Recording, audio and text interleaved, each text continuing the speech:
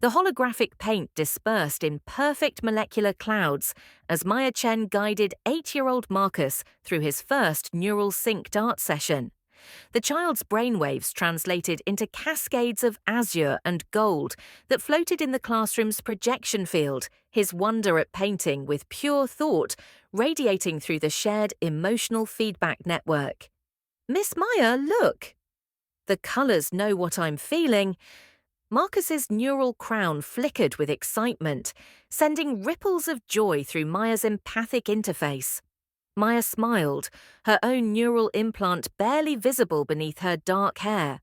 A basic model, nothing like the diamond-studded status processors her family wore. "That's because art isn't about the tools, Marcus, it's about truth." Her wrist display pulsed insistently. 17 missed calls from Mother. Maya dismissed the notifications with a thought, focusing instead on Marcus's breakthrough moment. In a world where everything could be fabricated, digitally enhanced, or bought with enough credits, watching a child discover authentic expression still felt like magic. The transit pod to her apartment took 12 minutes through Neo Francisco's vertical maze.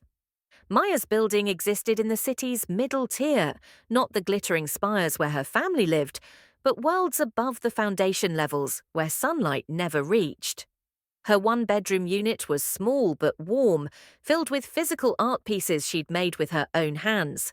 No holo displays showing fabricated experiences or AI-generated masterpieces, just canvas, paint, and truth. Jake Sullivan's heavy footsteps echoed in the hallway before the door chimed his arrival. Maya's pulse quickened as she verified his biometrics and let him in. He still wore his construction exosuit, the powered frame making his already impressive shoulders even broader. Ceramic dust clung to his dark hair, and his hands, God, his hands were still real, unmodified, strong enough to shape steel without mechanical assistance. "Bad day at the office?" Maya asked, noting the tension in his jaw as he powered down the exosuit. "The usual." Jake's voice carried that gravelly edge that made her stomach flutter. "Rich assholes commissioning towers they'll never live in while families get priced out of their homes." He moved toward her with that predatory grace that made her forget to breathe. "How about you, beautiful?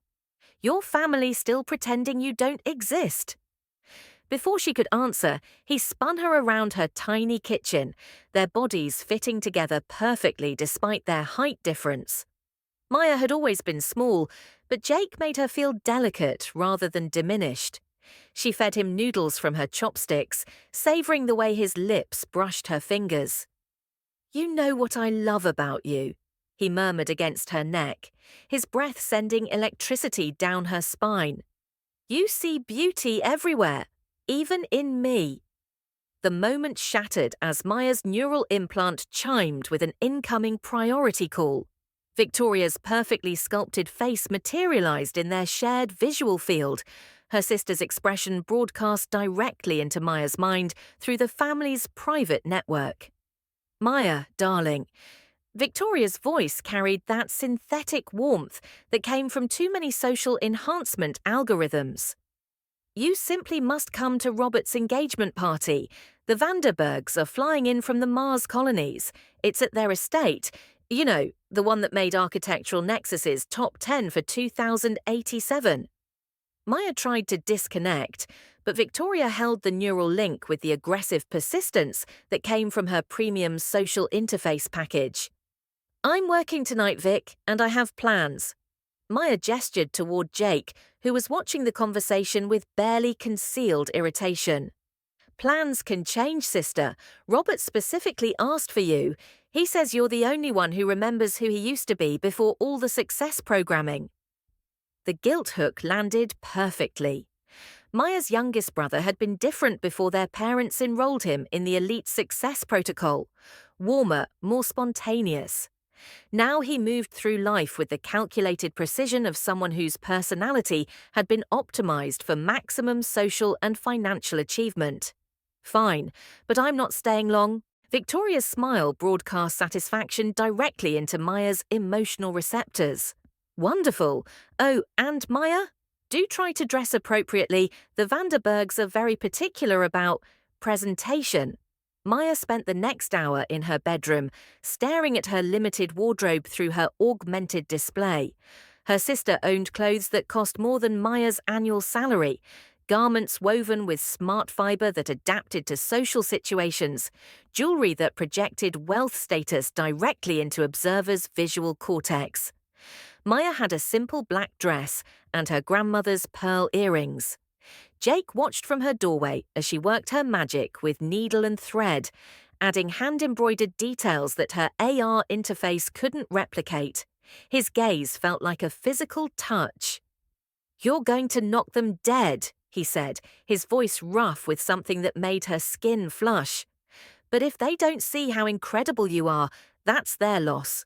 His hands settled on her shoulders as he helped her zip the dress, fingers lingering longer than necessary. Maya caught their reflection in her mirror, him in his work clothes, her in her handmade finery, and felt that familiar ache of wanting to stay in this moment forever. "I could come with you," he offered quietly. Maya turned in his arms, studying his face. Jake Sullivan was beautiful in a way that had nothing to do with genetic modification or surgical enhancement. His nose had been broken at least once, his smile was slightly crooked, and his eyes held depths that no algorithm could simulate. "Next time," she promised, rising on her toes to kiss him. "I need to handle this family circus on my own." The Vanderberg estate existed in Neo Francisco's Crown Tier, where the air was cleaner and the gravity lighter thanks to atmospheric processors. Maya's ancient Honda Transport looked pathetic among the sleek hover vehicles that lined the landing platform. The estate's AI valet actually paused processing her arrival, its sensors clearly struggling to categorize her vehicle's economic status. "Service entrance is around back," the holographic attendant finally announced. Maya parked herself, walking past vehicles worth more than most people earned in a lifetime. The estate was a monument to algorithmic architecture, surfaces that shifted color based on the owner's mood, gravity fields that allowed guests to walk on walls, and environmental controls that could simulate any climate in the solar system. Inside, Maya's augmented reality display immediately tagged every guest with their net worth, social influence scores, and genetic optimization ratings. The numbers were staggering. She disabled the overlay quickly. She didn't need technology to tell her she didn't belong here. Her mother materialized from the crowd like a predator scenting weakness. Margaret Chen's appearance was frozen at exactly 35, thanks to cellular regeneration therapy, but her eyes held 60 years of accumulated disappointment. "Maya?" The greeting came with an air kiss that her social interface recorded as affectionate for anyone monitoring their interaction. Her whispered words told a different story. "Please don't embarrass us tonight. The Vanderbergs control half the Mars terraforming contracts. One word from them could destroy our family's reputation algorithm." Robert appeared next, his smile genuine but strained. Maya's baby brother had grown tall and broad-shouldered, his success programming giving him the confidence to command any room. But when he hugged her, she felt the tension in his enhanced muscles. "I'm glad you came," he said, and his emotional sincerity registered as authentic on her empathy sensors. His fiancée glided over with the fluid grace that came from premium motor enhancement protocols. Priscilla Vanderberg was beautiful in that unsettling way that happened when someone had unlimited access to genetic perfection. Her smile was calculated to the microsecond for maximum social impact. "You must be the artist," Priscilla said, her vocal modulation software making her voice honey smooth. "How authentic." Maya's implant detected subtle mockery in Priscilla's biorhythms, but she smiled back anyway. "Nice to meet you too." Catherine Vanderberg emerged from the crowd like a queen holding court. Priscilla's mother had been enhanced so extensively that she barely registered as human on Maya's bioscanners. Diamond-studded neural interfaces created a crown effect around her silver hair, and her skin held the porcelain perfection that only came from complete cellular reconstruction. "Oh, you must be the teacher," Catherine said, her words carrying algorithmic emphasis that made Maya's status seem quaint. How wonderfully noble, like those ancient saints, but with finger paints. Maya felt her cheeks burn, but her expression remained neutral. Around them, other guests' attention algorithms had locked onto the interaction, social media feeds already beginning to buzz with speculation about family drama. Victoria swept in from the champagne station, her own enhancement package making her appear to float rather than walk.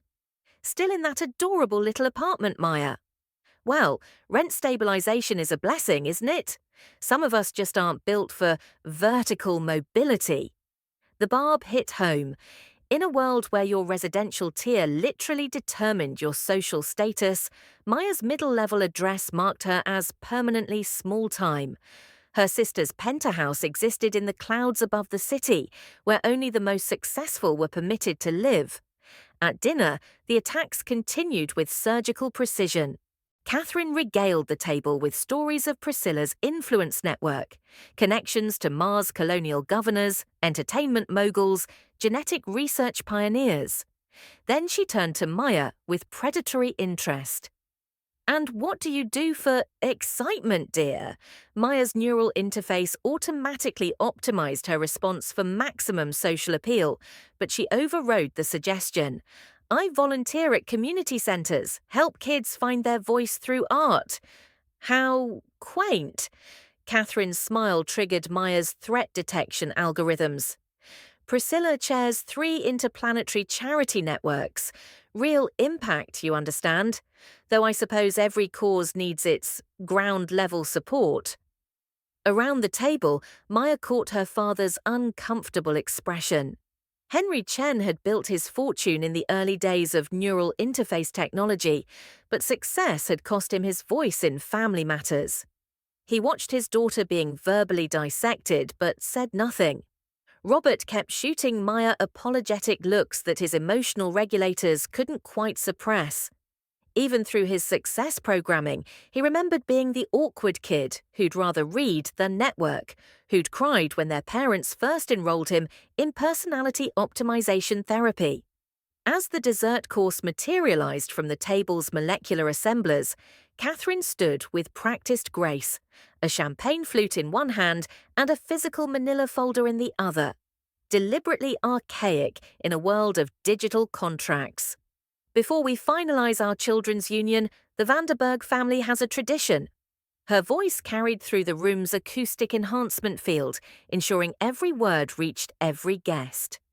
"We require all wedding party members to sign our family charter, a commitment to upholding certain standards of excellence." She placed the document directly in front of Maya, her movement tracked by every social media algorithm in the room.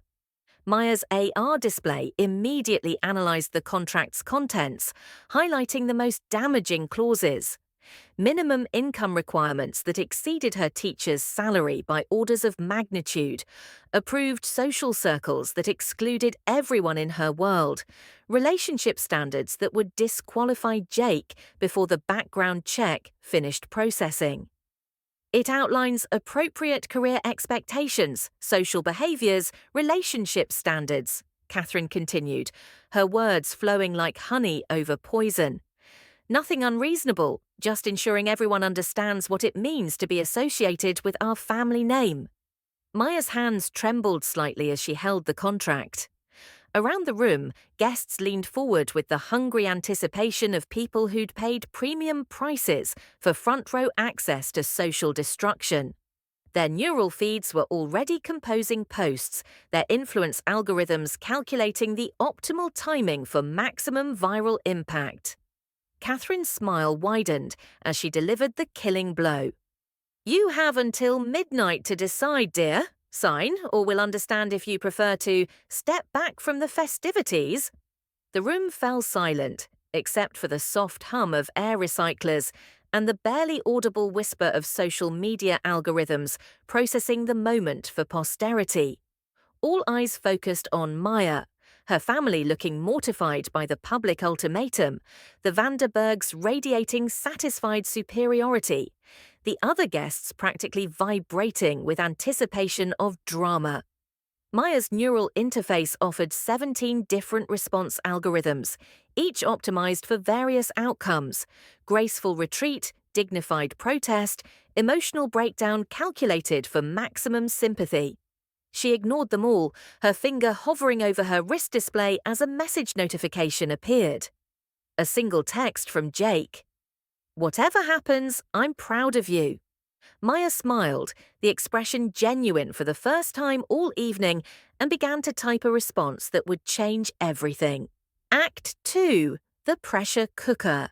Maya's fingers trembled as she deactivated her neural interface's emotional regulation protocols. The Vanderberg estate's powder room was a temple of marble and smart glass, larger than her entire apartment, and equipped with molecular-level skincare systems that probably cost more than her annual salary.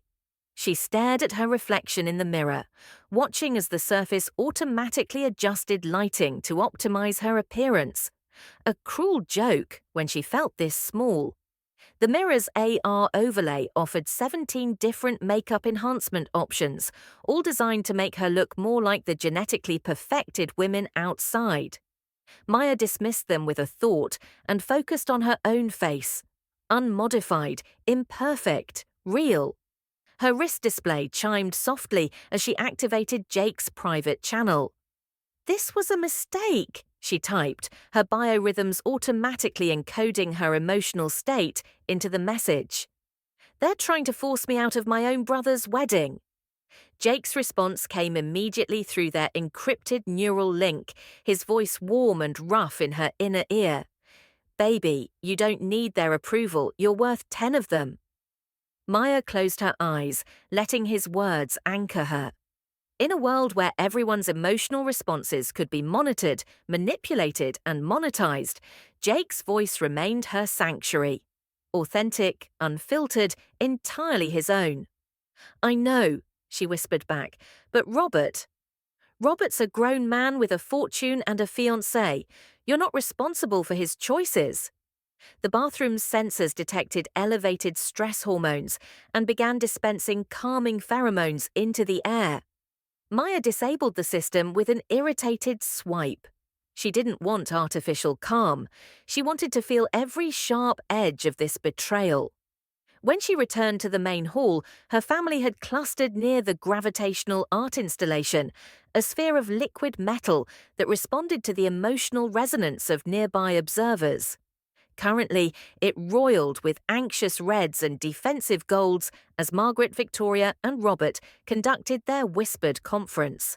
Maya's approach triggered her mother's social proximity alert. Margaret turned with that practiced smile that her enhancement algorithms had perfected over years of high society navigation.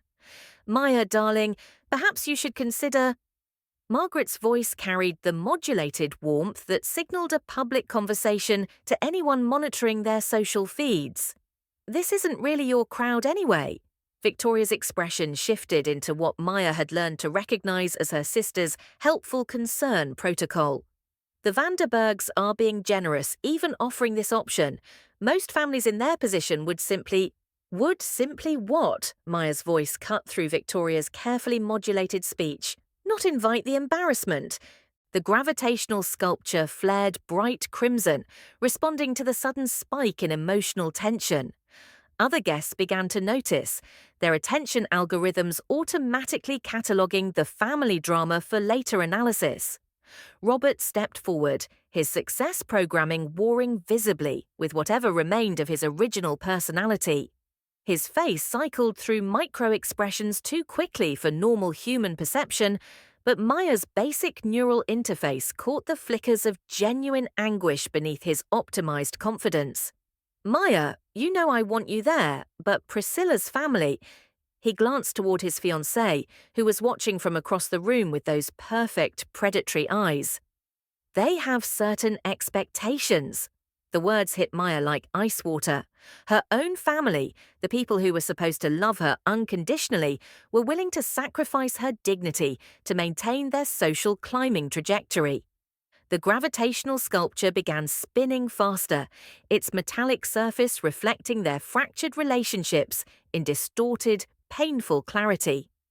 "I understand," Maya said quietly, and she did. For the first time, she saw the transaction clearly, her humiliation in exchange for their acceptance into elite society. It was a price they were apparently willing to pay. Maya excused herself to the estate's garden terrace, where the air recyclers created a perfect 72-degree breeze that carried no scent of the polluted city below. The Vanderberg estate existed in its own climate-controlled bubble, isolated from the environmental realities that people like Jake dealt with every day. She activated a privacy shield around her position, a luxury feature that cost more per minute than most people earned in an hour, and placed her call. "David, it's Maya Chen." David Shu's holographic face materialized in her visual field, his expression professionally neutral despite the late hour. Behind him, she could see the gleaming offices of Neuraxis Corporation, where algorithms worth billions ran on quantum processors that hummed with barely contained power. "Maya, I was hoping to hear from you soon." "Yes, the offer is still on the table." She kept her voice steady despite her racing heart. "The full $9 million for your digital portfolio, plus the division head position.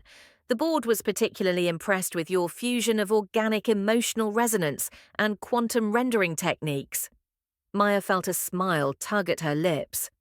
For 3 years, she'd been creating art that bridged the gap between human feeling and machine precision. Works that could only be fully experienced through neural interface, but that retained the raw authenticity of traditional media. Major collectors across the solar system had been quietly bidding for her pieces, not knowing the artist was a middle-tier schoolteacher who lived in a rent-controlled apartment. "Tomorrow morning works perfectly," she said. David's smile was genuine, not algorithmic. "Excellent. The transfer will process at 0900 Pacific Standard Time. Maya, you're about to revolutionize how we understand the intersection of human creativity and artificial intelligence." After ending the call, Maya remained on the terrace, looking out at the city lights below. Somewhere down there, Jake was probably finishing his evening shift, building homes for families who would never see the inside of places like this. The irony wasn't lost on her. She was about to become wealthier than everyone at this party, but the man she loved would still be more real than any of them. Her neural interface chimed with a memory file requesting access. Maya authorized the playback, and suddenly she was back in her apartment 3 nights ago, reliving the moment with perfect sensory fidelity. Jake's hands on her shoulders as she worked at her digital canvas, the rough calluses of his fingers a stark contrast to the smooth interface of her creation tools. On her screen, emotional algorithms translated her neural patterns into cascading visual symphonies that would sell for millions.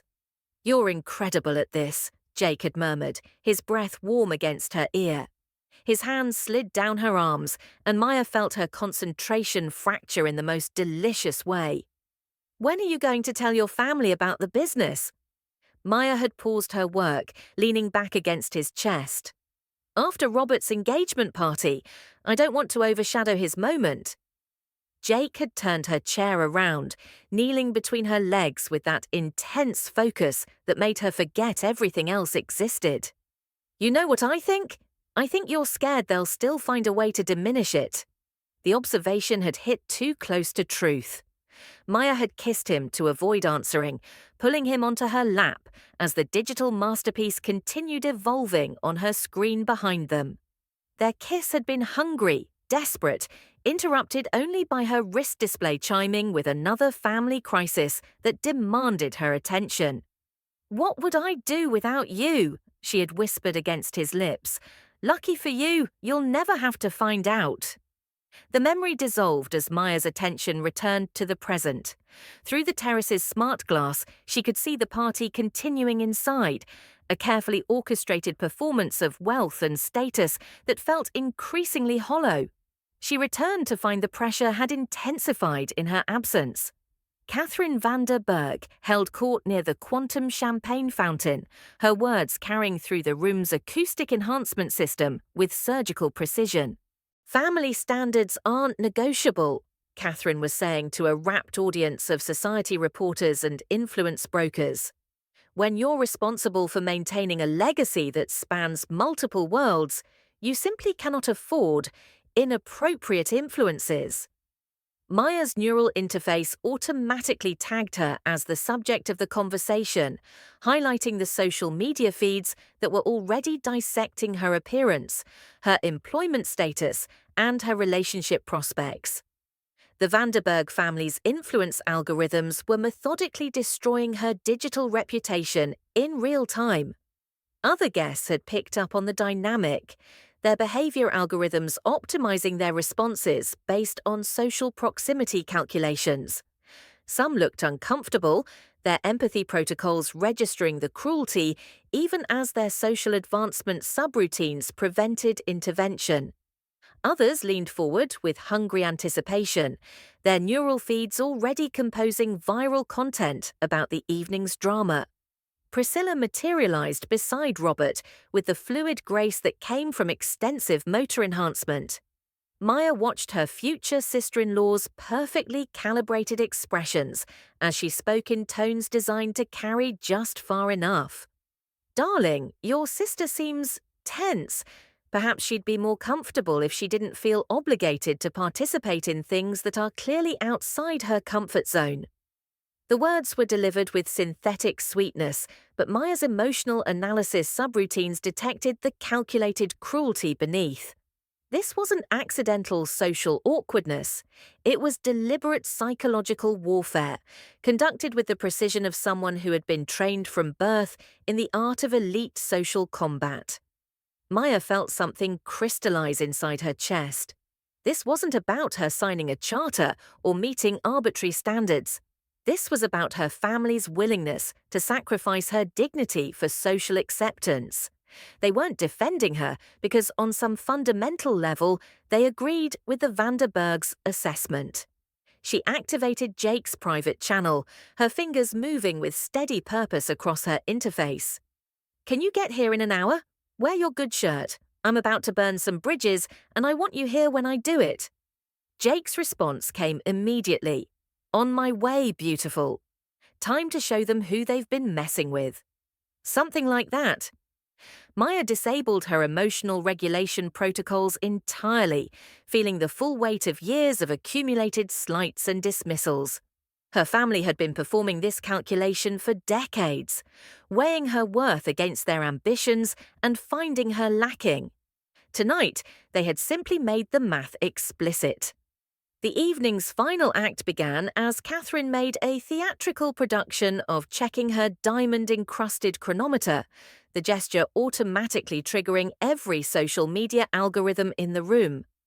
"Well, Maya dear," Catherine announced, her voice carrying through the estate's sound system with perfect clarity, "just 15 minutes left. Have you made your decision?" The party had essentially stopped to watch this moment. Conversations ceased, the quantum champagne fountain dimmed to allow better visibility, and even the gravitational art installation slowed its rotation to avoid distraction. Maya stood at the center of it all, the charter trembling slightly in her hands while her family looked mortified that she hadn't simply disappeared into the night. Catherine's smile was algorithmic perfection, warm enough to seem reasonable, cold enough to convey threat. "I do hope you understand, dear, this isn't personal. It's simply about maintaining certain standards." Maya looked around the room at the assembled faces. Her mother's desperate social anxiety, Victoria's carefully managed embarrassment, Robert's tortured conflict between love and ambition, and Catherine's predatory satisfaction. All of them united in their fundamental belief that she wasn't enough. Her wrist display chimed softly. Jake had reached the estate's perimeter. Maya smiled for the first time all evening. A real smile, not optimized or enhanced or calculated for social impact. Just genuine amusement at the beautiful irony of the situation. "You know what, Catherine?" Maya said, her voice carrying clearly through the room's perfect acoustics. "You're absolutely right. This is about standards." She folded the charter carefully and tucked it into her handmade purse. "I'll have my answer for you shortly."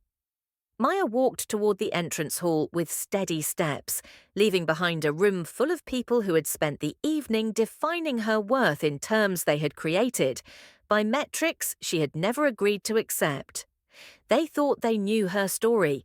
They were about to learn how wrong they were. The estate's main entrance dissolved into transparency as Jake Sullivan approached, the smart glass recognizing his biometric signature and granting access despite his lack of social credentials. Maya felt her breath catch as he materialized from the prismatic doorway, transformed but somehow more himself than ever. Gone was the sawdust-covered construction worker from her apartment.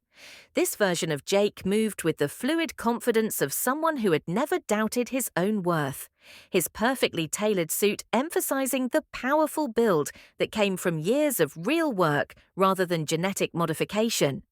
His hair was styled but not styled, tamed but retaining that slight unruliness that made Maya's fingers itch to touch it. Conversations died mid-sentence as heads turned, the estate's social analysis algorithms struggling to categorize this newcomer who radiated authority without broadcasting wealth signals.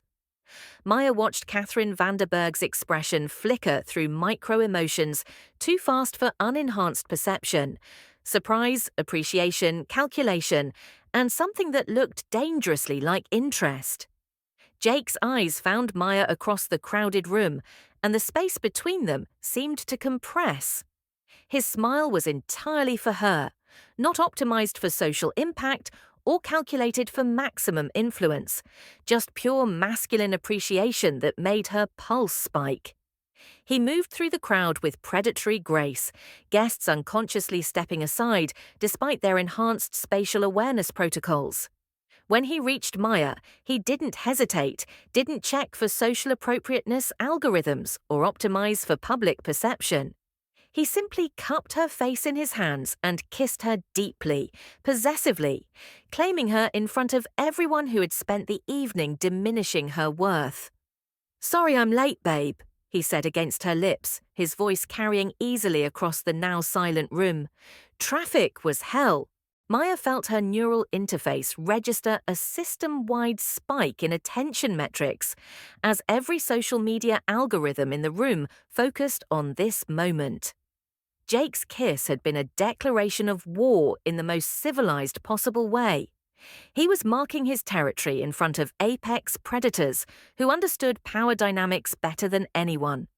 Catherine recovered first, her social navigation systems kicking in with practiced efficiency.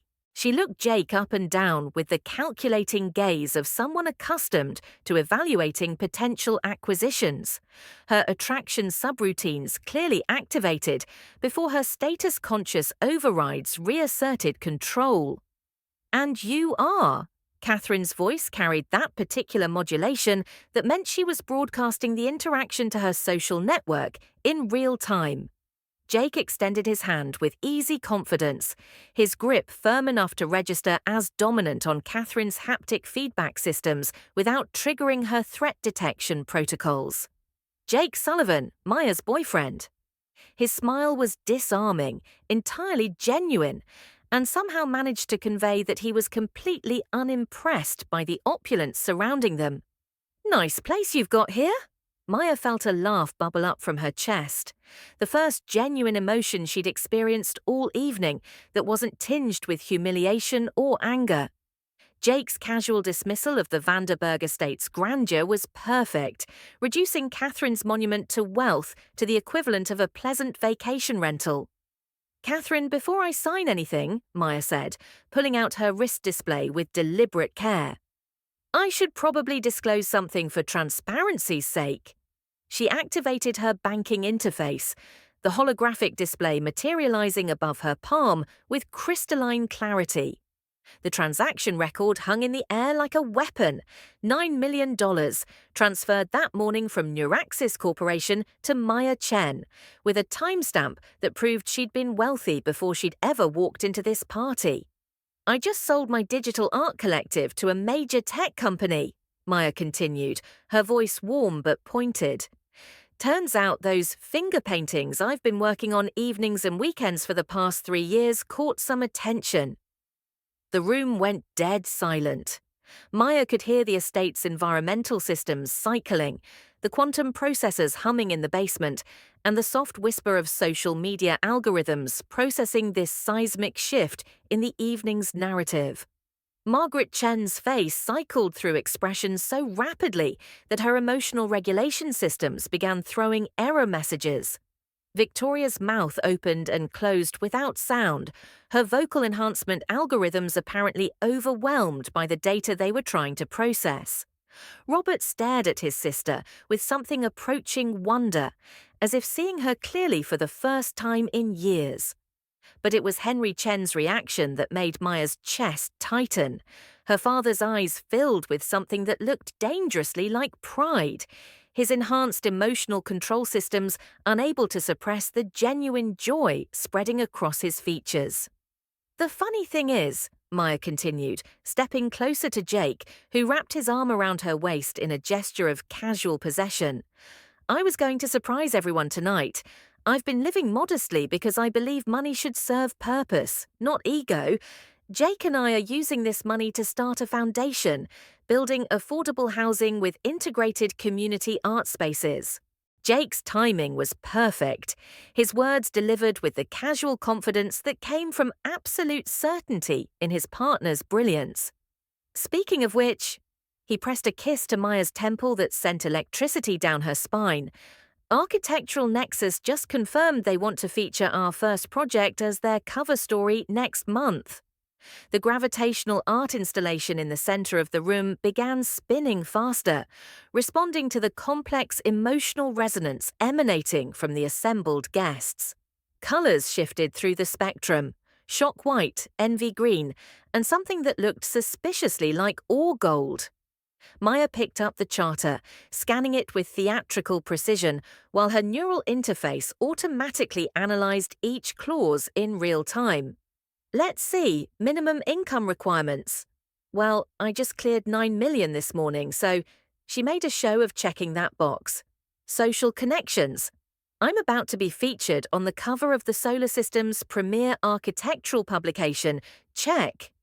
Her eyes found Jake, who was watching her with that intense focus that made her feel like the only person in any room. Relationship standards? She let her voice soften just enough to convey intimacy while ensuring it carried to every corner of the hall. I'm dating a man who builds homes for families who need them, who works with his hands and his heart, who sees me for who I really am, not what I can do for his image. She turned to face Catherine directly, her smile sharp enough to cut through smart glass. I'm thinking that's a pretty high standard, higher than marrying for social climbing anyway. The words hit their target with surgical precision. Catherine's composure algorithms flickered, her perfect facade cracking just enough to reveal the calculating predator beneath. Around them, social media feeds exploded with commentary, influence metrics recalculating in real time as the evening's narrative underwent complete revision. Maya turned to her family, her voice carrying the weight of years of accumulated disappointments and the bright edge of newfound power. Robert, I love you, and I'll be at your wedding, charter or no charter, but I won't sign documents that ask me to apologize for my values.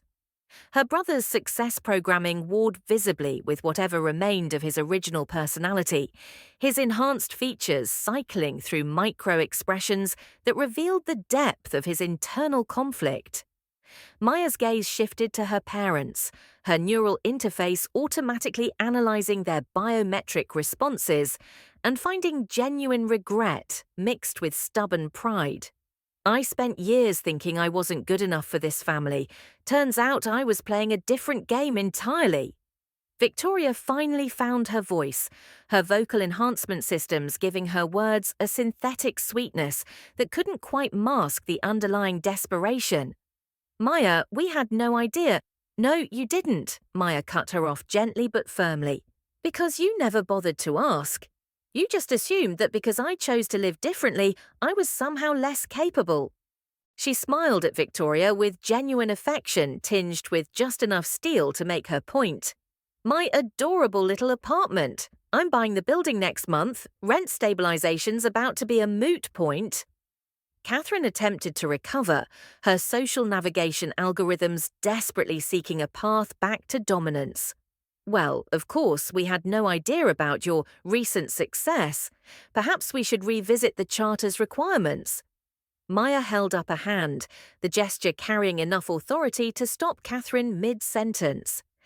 Catherine, that charity position you offered earlier, I'm actually starting my own foundation now, but I'll be sure to let you know if we need volunteers. The words were delivered with perfect politeness, but everyone in the room understood the power dynamic had just inverted completely. Maya wasn't seeking acceptance into their world. She was offering them a chance to be useful in hers. Jake stepped forward, offering Maya his arm with the kind of old-world gallantry that seemed both natural and slightly dangerous. Want to get out of here? I know a great taco truck, and we have a foundation to plan. Maya slipped her hand through his arm, feeling the solid warmth of him through the expensive fabric. I thought you'd never ask. As they walked toward the exit, Jake leaned down to whisper something in her ear that made her laugh. A genuine, joyful sound that rang through the hall like a bell, contrasting sharply with the stunned silence surrounding them. Whatever he'd said, it was clearly not optimized for public consumption, and the intimacy of the moment somehow made their departure even more devastating to those left behind. At the threshold, Maya paused and turned back one last time. The room full of enhanced, optimized, algorithmically perfected people suddenly looked very small and very ordinary. Oh, and Catherine! Maya's voice carried the kind of warmth that made rejection sting even more. Thank you for the charter. It really helped clarify what kind of family I want to be part of. Her gaze swept over her own relatives, taking in their stunned faces and calculating expressions. The door's always open when you're ready to remember what actually matters. Maya and Jake walked out together, their footsteps echoing in the entrance hall as the estate's systems automatically sealed the doorway behind them. They left behind a room full of people who had spent the evening judging someone who was already light years ahead of them in every metric that actually mattered. The contrast between the estate's artificial perfection and the city's authentic chaos hit Maya like a wave as they stepped onto the landing platform. Below them, Neo Francisco sprawled in all its messy, beautiful, unoptimized glory. Millions of people living real lives, making real choices, creating real meaning without algorithms or enhancement or approval from people who had forgotten what authenticity looked like. Jake's hovercycle waited at the platform's edge, sleek but functional, designed for urban navigation rather than status display. He helped Maya gather her dress as she settled behind him, her arms wrapping around his waist with familiar ease. So, he said over his shoulder as the bike's systems hummed to life, food truck or straight to celebrating our newfound fortune in more private surroundings? Maya pressed closer against his back, letting her lips brush his ear as she answered. Food truck first. I want to plan our foundation properly. Besides, her smile was audible in her voice. We have the rest of our lives for the private celebrations. The hovercycle lifted smoothly into the traffic flow, carrying them away from the rarefied atmosphere of the estate toward the authentic heart of the city. Behind them, the Vanderburg fortress began to shrink, its importance diminishing with every meter of distance. Maya's wrist display chimed insistently with incoming communications, her family suddenly wanting to reconnect, the Vanderburgs attempting damage control, business opportunities flooding in from across the solar system. She disabled the notifications with a thought, choosing instead to focus on the solid warmth of Jake's body against hers and the glittering city spreading out below them. The taco truck materialized from the urban landscape like something from a different world. Authentic street food served by people who had never heard of molecular gastronomy or algorithmic flavor optimization. Maya hiked up her dress without self-consciousness, settling onto a recycled picnic table while Jake ordered for them both in fluent street Spanish. "You know what the best part is," Maya said, pulling him down beside her as he returned with their food. Around them, the city hummed with the energy of 8 million people living unenhanced lives, making real choices, creating meaning without external validation. Jake handed her a taco that smelled like heaven and tasted like authenticity. "Tell me." Maya looked up at the stars visible through the urban haze, then at the man beside her who had never needed algorithms to know his own worth. "We don't need their approval anymore. We never did. When Jake kissed her this time, there were no cameras recording, no algorithms analyzing, no social media feeds dissecting their chemistry. Just two people who had found success by staying true to themselves and each other, surrounded by the beautiful, messy, authentic chaos of a city that never slept. Above them, the lights of the Vanderberg estate glittered like a distant star, already fading into irrelevance.